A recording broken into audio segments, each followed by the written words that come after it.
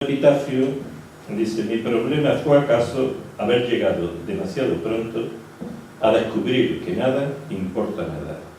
Si no, me habría esforzado mucho más, habría puesto más pasión en la vida, en el arte, en el juego. Sé que pude haber hecho bastante más de lo que hice, que pude haber vivido, haber escrito, haber amado, haber luchado y aprendido bastante más.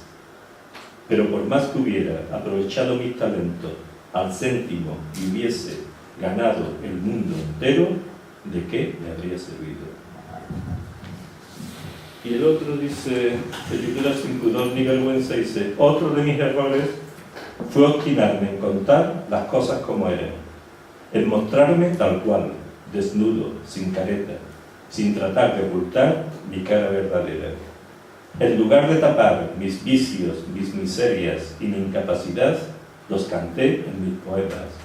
Me dediqué a hablar mal de mí como si fuera mi enemigo mortal, sin pudor ni vergüenza. Otro de mis errores, quizá el más garrafal, fue creer que a la gente le importa la verdad. Javier Salvador.